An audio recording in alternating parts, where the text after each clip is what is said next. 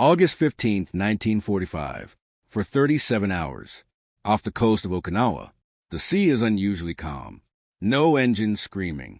No tracers cutting the sky. No silhouettes of destroyers on the horizon. Just a soft, rhythmic slap of water against wood.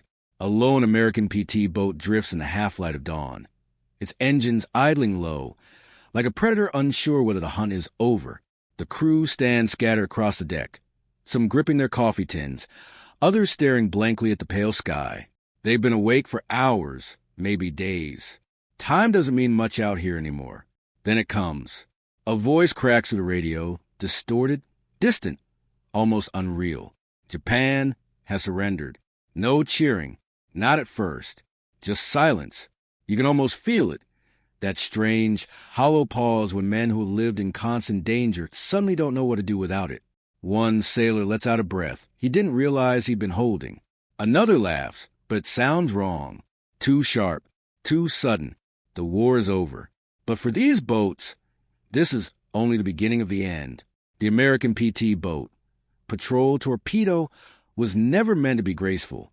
It was fast, aggressive, disposable, built from layers of mahogany, powered by 3 roaring Packard engines. These 80-foot vessels were designed to strike hard and vanish into darkness. In the Pacific, they became something close to legend, darting through island chains, ambushing supply convoys, rescuing downed pilots, and sometimes just surviving. They were the Navy's underdogs, and the men who crewed them, they were a different breed. Young, reckless, often barely trained, but fearless in a way that made larger warships seem slow and predictable. Among them was a future president, John F. Kennedy, who commanded PT 109 and became a symbol of survival after disaster. But now, in August 1945, none of that matters. Because suddenly, these boats, these fast, deadly weapons, have no enemy left to fight. By sunrise, orders begin to trickle in. Return to base. Stand down. Prepare for decommission. The words feel heavier than any battle command. You have to understand, PT boats were not like battleships or aircraft carriers. They weren't symbols of national power. They were tools of necessity, built quickly, used hard, and now no longer needed. At bases across the Pacific, from Guadalcanal to Leyte Gulf, hundreds of these boats begin to gather. Engines go quiet. Weapons are unloaded. Decks that once echoed with urgency now feel abandoned. Some crews celebrate. Others don't, because deep down, they know something no one is saying out loud. These boats won't be coming home. Weeks pass. The Navy faces a problem no one had prepared for. What do you do with a fleet built for a war that no longer exists? There are nearly 800 points boats constructed during the war. Hundreds still operational. Each one a complex machine of wood, steel, and fuel-hungry engines. Maintaining them is expensive. Transporting them back to the United States? Even more so. And here's the truth. They were never meant to last. Unlike steel warships, PT boats were fragile. Their wooden hulls, though fast and flexible, deteriorated quickly in salt water. Termites, rot, constant wear from high-speed operations. Even in perfect conditions, their lifespan was limited. Now, in peacetime, there are liabilities. The Navy makes a decision, a quiet one, a brutal one, across remote harbors in the Pacific. Preparations begin, not for celebration, but for destruction. At a secluded anchorage near Subic Bay, rows of PT boats sit anchored side by side, their hulls reflecting the harsh tropical sun. From a distance, they look peaceful, almost beautiful. Up close, it's different. Crew members are ordered to strip them. Machine guns removed. Radios dismantled. Anything of value taken off. What remains is a shell, a ghost of what once was. Some sailors run their hands along the wooden rails. Others take photos.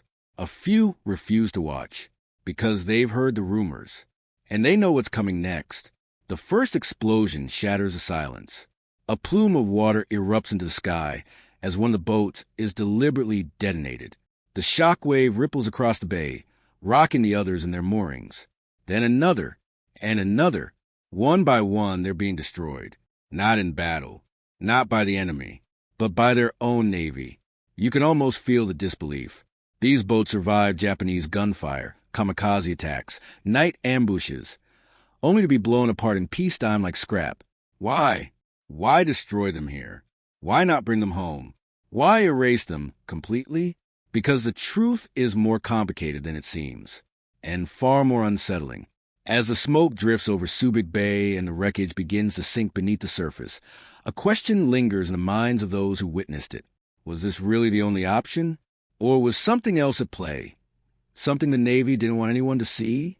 The answer lies not in the explosions themselves, but in what happened to the few PT boats that didn't sink. September 3rd, 1945. 11:12 hours. A humid dockyard at Manila. The war has officially ended. Paperwork replaces gunfire. Clipboards replace command shouts. And along the edge of the harbor, a line of PT boats sits waiting. Not for destruction, but for judgment. Not all of them will be blown apart. A handful are spared, but not out of sentiment, out of usefulness. The decision comes quietly from Naval Command. A small number of PT boats will be retained for special purposes. Testing, training, evaluation. On paper, it sounds routine. In reality, it's anything but. Because these surviving boats are about to enter a second life, one far stranger than war. Back in the United States, naval engineers are already asking questions. What made these boats so fast? So maneuverable? So unpredictable in combat? The answer lies in their design. Lightweight wooden hulls, triple engine configurations, and a balance of speed over armor that defied traditional naval doctrine. To some, PT boats were outdated the moment the war ended. To others, they were the blueprint for the future. At a testing facility near Annapolis, several of these boats are shipped back, not as war heroes, but as experimental subjects. Their weapons are gone, their markings stripped. They are repainted, renumbered, reclassified. You wouldn't even recognize them. Engineers swarm over them like surgeons, measuring hull stress, analyzing fuel consumption, pushing the engines beyond wartime limits. They're not asking how these boats fought. They're asking how they could have fought better. One test pushes a PT boat to speeds beyond 45 knots. The hull begins to shudder violently. With creaks, bolt strain. For a moment, it feels like the entire vessel might tear itself apart. And yet it holds. Barely. That's when the realization hits. These boats weren't just effective. They were on the edge of impossible. Meanwhile, far from American shores, a different fate awaits others. Some PT boats are handed over to allied nations, countries rebuilding their navies in a fragile post-war world. In places like Greece and Italy, these vessels are repurposed, refitted, given new flags, new crews, new missions, but the bones are the same wooden frames, the same engines that once roared through Pacific nights. Only now, they patrol unfamiliar waters, different enemies, different wars. And then there are the boats that simply disappear. No official records, no clear transfers, just gaps, numbers that don't add up. Some historians believe a number of PT boats were quietly sold or transferred under covert agreements, used in early Cold War operations where speed and anonymity mattered more than firepower. Think about it. A fast, unmarked vessel, hard to track, easy to modify, perfect for missions that weren't meant to exist. There are whispers, unconfirmed but persistent, of PT boats being used in intelligence operations near contested waters, surveillance, infiltration, even extraction missions where plausible deniability was everything. No flags, no markings, no trace. But here's where it gets strange. Because even among the documented survivors, very few actually lasted. Back in the U.S., some PT boats are sold to private buyers. On paper, it sounds almost absurd. Weapons of war turned into civilian vessels? But it happens. Wealthy enthusiasts, entrepreneurs, even former servicemen purchase these boats, stripped of their armaments but still carrying the soul of something far more dangerous. For a brief moment, they live again, converted into fishing boats, racing vessels, even luxury cruisers. But there's a problem, a big one. These boats were never designed for long-term civilian use. Their engines require constant maintenance. Their wooden hulls demand relentless care. And without military support, they begin to fail. Slowly at first, then all at once. One by one, they break down. Engine seize. Hull integrity weakens. Costs spiral out of control. Owners abandon them, sell them, scrap them. What was once a cutting-edge weapon becomes the burden. By the early 1950s, most of these surviving PT boats are gone. Not destroyed in explosions. Not lost in battle. Just faded away. Neglected. Dismantled. Forgotten. But not all of them. Because a few, just a few, refuse to disappear. Hidden in quiet corners of the world, preserved by chance or stubborn determination, a small number of PT boats survive into the modern era. One of them carries a name you might recognize. A number .109. The story of PT 109, commanded by John F. Kennedy, became legend. Books, films, political mythology. But the boat itself? Gone. Sunk in the Solomon Islands after a collision with a Japanese destroyer. Or at least, that's what everyone thought. Decades later, fragments of PT 109 are discovered beneath the water near Solomon Islands. Pieces of wood, twisted metal, silent evidence of a violent night long past. But here's the unsettling part. Some researchers believe not all of it has been found. That parts of the wreck may have been moved or taken. Why? Souvenirs? Maybe. Or something else. Because by the time the world began to care about preserving history, most of it was already gone, destroyed, repurposed, erased. And that raises a question that historians still struggle to answer. How did something so important disappear so completely? The truth is, the story of America's PT boats after World War II isn't just about what happened to them. It's about what didn't, what wasn't saved, what wasn't documented, what was allowed to vanish. And as we move deeper into that mystery, we begin to uncover something even more unexpected. Not just loss, but rediscovery. Because somewhere, against all odds, a few of these boats are still out there. June 12, 1962, 9:48 hours. A quiet shipyard along the coast of New Jersey. Dust hangs in the air like a memory no one asked to revisit. A worker pulls back a torn canvas sheet. Slowly, almost cautiously, and beneath it, something impossible begins to take shape. Wood. Weathered. Cracked. But unmistakable. The curved bow. The narrow deck. The skeletal outline of a machine built for speed. A PT boat. Or what's left of one. For nearly 2 decades, they have been vanishing. Blown apart in distant harbors. Scrapped in forgotten yards. Sold. Abandoned. Left to rot under sun and salt. Most people believed they were gone. Completely. But they were wrong. Because scattered across the United States, and in a few remote corners of the world, a handful of survivors endured, not because the Navy saved them, but because someone refused to let them die. In the years after the war, a quiet movement began to take shape, not organized, not funded, just individuals, former sailors, mechanics, historians, people who had seen these boats in action and couldn't forget them. They started searching through junkyards, coastal marinas, abandoned docks, looking for anything, a hull, an engine, even fragments, anything that proved these boats once existed.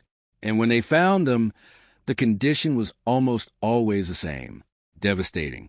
Hull planks split open from years of neglect, engines missing or rusted beyond recognition, decks warped, cabins collapsed. Some had been stripped so completely that only the bare frame remained, like a skeleton picked clean.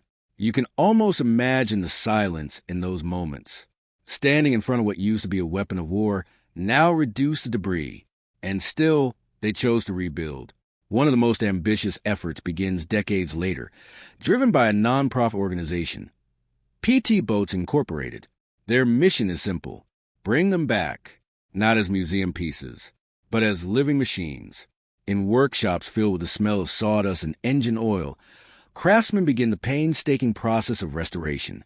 And it's not easy, because these boats were never meant to be preserved.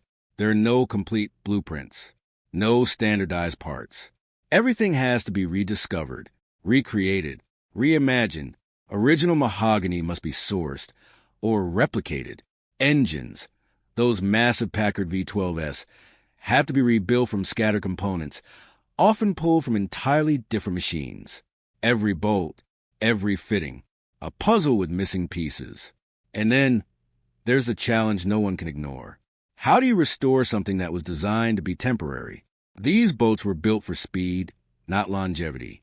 They were pushed to their limits in combat, then expected to be discarded. Now, decades later, people are trying to make them last, to give them a future they were never supposed to have. One restoration project focuses on a boat designated PT 305. Unlike most, it survived the war and spent years in civilian hands. Forgotten, altered, nearly lost. But piece by piece, it is brought back to life, its hull rebuilt, its engines restored, its weapons carefully replicated for historical accuracy. And when it finally touches water again, something extraordinary happens. It moves, not as a relic, not as a display, but as a PT boat, alive. The engines roar back to life with sound that hasn't been heard in decades, a deep, thunderous growl that echoes across the water. For a moment, time collapses. You're no longer in the present. You're back in the Pacific. Night missions, high-speed chases, the constant threat of enemy fire. It's all there, in the sound, in the vibration, beneath your feet. But not everyone sees it this way. Some historians question the effort. They argue that restoration changes history, that by rebuilding these boats, we're creating something new rather than preserving what was. They ask, is it still authentic? If most of it has been replaced, it's a fair question, and one that doesn't have an easy answer. Because what's being preserved isn't just the wood or the metal, it's the experience, the feeling, the understanding of what these boats were and what they meant. Today, only a handful of PT boats remain in existence. Fewer still are operational. They are scattered across museums, private collections, and restoration sites, each one carrying a fragment of the story that nearly disappeared. And when you stand next to one, really stand there, close enough to touch the hull, you realize something. These boats were never supposed to survive. Not the war, not the decades that followed, not the neglect, not the destruction. And yet they did. But here's the part most people don't realize. Even now, the story isn't complete, because there are still gaps, still missing boats, still unanswered questions about where some of them ended up and why. And as historians continue to dig, to search, to piece together what remains, they're beginning to uncover something unexpected. Not just stories of preservation, but stories of secrecy. Because some PT boats didn't just vanish. They were hidden, and what they were used for after the war might change the way we understand their entire legacy. October 7th, 1947, 2:16 hours. Black water off the coast of Trieste. No lights, no markings, just a low hum of engines cutting through the Adriatic night. The boat moves fast, too fast for a fishing vessel, too quiet for a warship. Its silhouette barely visible against the horizon. No flag flutters from its mast. No identification numbers mark its hull. If you saw it, you wouldn't know what it was. And that's exactly the point. 2 years after the end of World War II, the world is no longer at peace. It's just quieter. Tensions are shifting. Lines are being redrawn. Former allies are becoming adversaries. And in the shadows of this new conflict, the early days of the Cold War, speed and secrecy become more valuable than ever. That's where the surviving PT boats come in. Officially, most of them are gone, destroyed, scrapped, accounted for. But unofficially, a different story begins to take shape. Declassified fragments, scattered reports, and first-hand accounts hint at something the Navy rarely spoke about. A number of PT boats were quietly repurposed for covert operations, not under their original designation, not under the U.S. Navy, but under layers of deniability. Think about the advantages. Small, fast, difficult to detect on radar, especially in the late 1940s. Capable of operating close to shorelines where larger ships couldn't go. And, perhaps most importantly, expendable. In regions where political tension simmered. Places like the Mediterranean and parts of Southeast Asia. These boats became tools of quiet intervention. No official war, no official presence, just missions that needed to happen without being traced. Off the coast of Greece, during its brutal civil war, there are accounts, never fully confirmed, of fast patrol boats conducting night insertions, agents, supplies, sometimes extraction of individuals who were never meant to be found. In the waters near Turkey, similar reports emerge. Unmarked vessels, high-speed movements, sudden appearances and disappearances, always at night, always without explanation. Were these PT boats? No official document says yes, but the descriptions match. The speed, the size, the sound of those distinctive engines. It's too close to ignore. And then there's Southeast Asia. Years before large-scale American involvement, there are whispers of operations along remote coastlines, missions that require exactly what PT boats offered: mobility, stealth, and the ability to vanish. You have to remember, this was a time before advanced satellites, before modern surveillance. The ocean was vast, and in that vastness, a small wooden boat could disappear completely. But here's where the story takes a darker turn, because not all of these missions ended cleanly. There are scattered accounts, fragments of reports that never made it into official history, of boats that never returned. No distress calls, no wreckage, just gone. Were they lost in mechanical failure? Possible. PT boats were notoriously high maintenance. Their engines, while powerful, were prone to breakdowns, especially without proper support. But some believe there's more to it.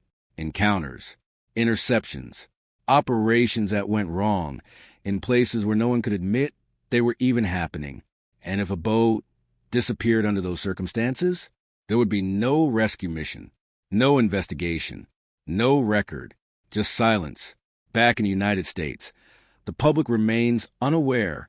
To them, PT boats are relics of a finished war, footnotes in history books, overshadowed by aircraft carriers and atomic weapons. No one is talking about their second life. No one is asking where the missing ones went, because the answers, if they exist, are buried deep within classified archives, files marked with restrictions, operations known only by code names. Even today, historians struggle to piece together the full picture. What we know is incomplete. What we suspect is unsettling, because it suggests that the story of America's PT boats didn't end in 1945. It evolved, shifted, moved into the shadows. And some of those shadows have never been fully illuminated. But as more documents are declassified, as more evidence surfaces, a new question begins to emerge. Not just what happened to these boats, but why their story was allowed to fade in the first place. Because when something disappears from history, it's not always an accident. Sometimes it's a decision. And in the case of the PT boats, that decision may have erased more than just machines. It may have erased entire chapters of a hidden war. March 14th, 1952, 16:05 hours. A government records facility in Washington, D.C. A metal drawer slams shut. Inside it, folders stamped with dates, designations, hull numbers: .117, .284, .612. Names that once moved through war zones at 40 knots, now reduced to paper. A clerk pauses for a moment, glancing at the label before sliding the drawer closed completely. And just like that, they disappear. History doesn't always vanish in explosions. Sometimes it fades quietly, file by file, decision by decision. By the early 1950s, the United States Navy is transforming. The future is no longer wooden hulls and torpedoes. It's steel, it's jets, it's nuclear power. Massive aircraft carriers dominate the oceans. Submarines slip beneath the surface with unimaginable destructive capability. The scale of warfare has changed, and with it, the priorities of an entire military. In that new world, PT boats don't fit.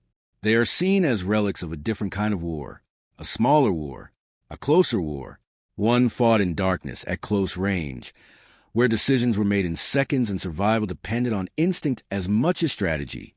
But that kind of warfare doesn't align with the image of modern military power, and so it's left behind. There's no official announcement, No ceremony marking the end of the PT boat era, just a gradual shift. Budgets redirected, programs canceled, records archived. Even within naval circles, their legacy begins to shrink.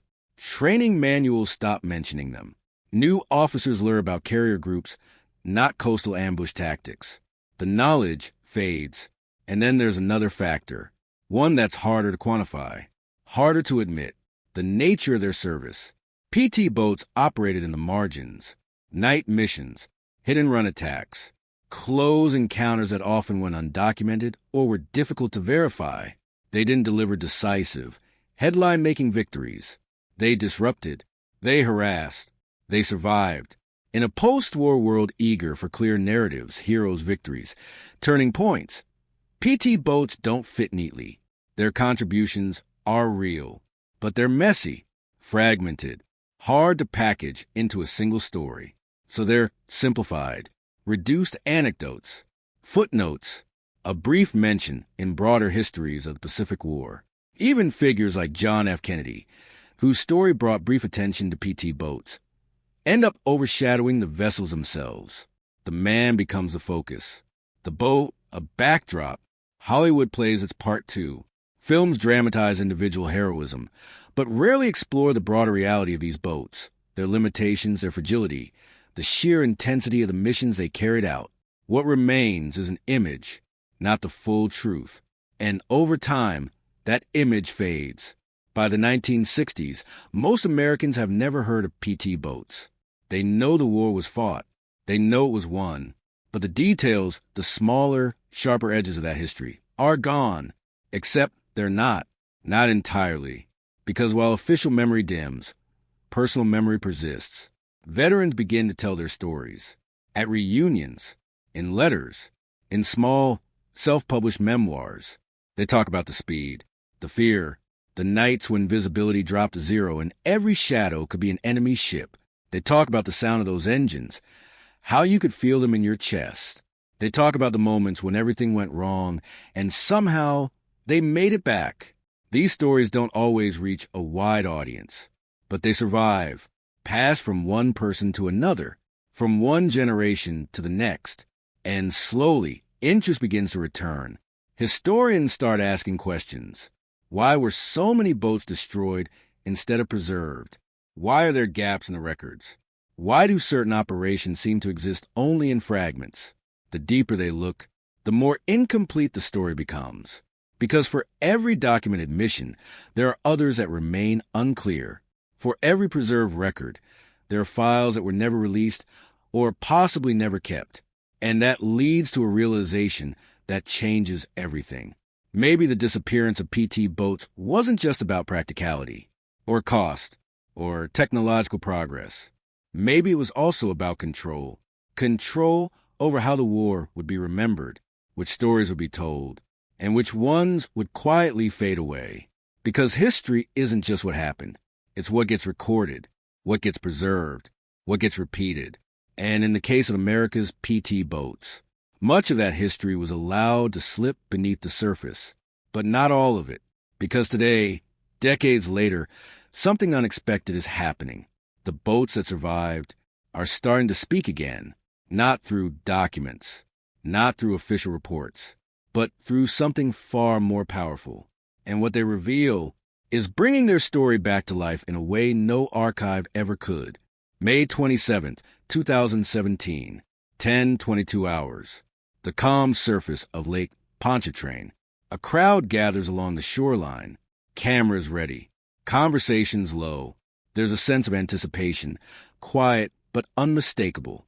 Then a sound, deep, mechanical, rising from somewhere beyond the docks. At first, it's distant, almost like thunder, but it grows, louder, closer, until it becomes something else entirely. A roar, out on the water. A shape cuts through the sunlight, long, narrow, fast. For a split second, it feels like a trick of the mind, like something from the 1940s has slipped into the present. But it's real. It's moving. It's a live point, one of the last fully restored operational American PT boats in existence. As it accelerates, the engines unleash a sound that hasn't echoed across open water in decades. Three Packard V-12s working in unison, pushing the boat forward with a force that feels almost too powerful for its size. Water sprays outward. The bow lifts slightly.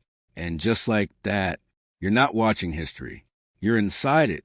People along the shore fall silent. Some raise their phones. Others just stare.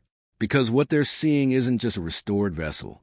It's a connection, a direct, visceral link to a moment in time that nearly vanished. For the veterans who are still alive to witness it, the experience is something else entirely. One man stands at the edge of the dock, gripping the railing a little tighter than he needs to. He doesn't say anything, but you can see it in his face. Recognition, memory, maybe even disbelief. Because for him, this isn't a demonstration. It's a return. The engines, the vibration, the way the boat moves through the water, it all comes back. Not as a story, but as a feeling. And that's the thing about PT boats. They were never meant to be understood from a distance. You had to feel them. The speed wasn't just numbers on a chart.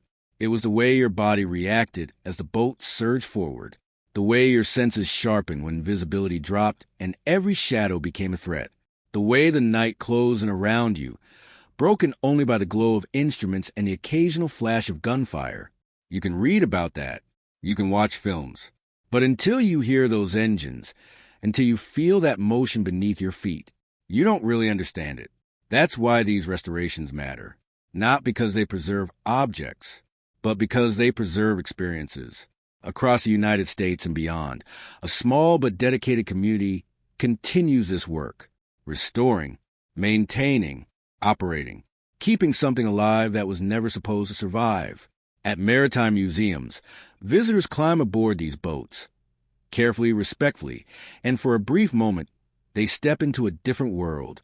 They see how narrow the decks are, how exposed the crew would have been, how little separated them from the water or from whatever might be waiting in it. It changes perspective. War stops being abstract. It becomes immediate, physical, real. But even as these boats return to water, questions remain. Because for every PT 305 that's been restored, there are dozens, maybe hundreds, that are still missing. Some lie at the bottom of distant bays, broken apart by time and pressure. Others were dismantled so completely that no trace remains. And a few are still unaccounted for. No confirmed location. No clear record of their final fate. Just gaps. And those gaps continue to draw attention. Researchers, divers, historians, all searching for pieces of a puzzle that was never fully assembled. In places like the Solomon Islands, expeditions continue, looking for wrecks, fragments, anything that can shed light on what happened in those final moments of war. Sometimes they find something, a section of hull, a corroded fitting, silent evidence waiting to be interpreted. Other times, there's nothing, just open water, and the unsettling possibility that some stories may never be recovered. But maybe that's part of it. Maybe the legacy of the PT boats isn't just in what we can see or restore, but in what remains hidden, unresolved, because history doesn't always give us clean endings. Sometimes it leaves us with echoes, the sound of engines across dark water, the memory of missions that were never fully recorded, the knowledge that something important once existed and nearly disappeared. And now, against all odds, it's coming back. Not completely, not perfectly, but enough to remind us, enough to question, enough to wonder what else might still be out there, waiting to be found. Because the story of America's PT boats isn't just about the past. It's about how close we came to losing it entirely, and how, piece by piece, it's being reclaimed.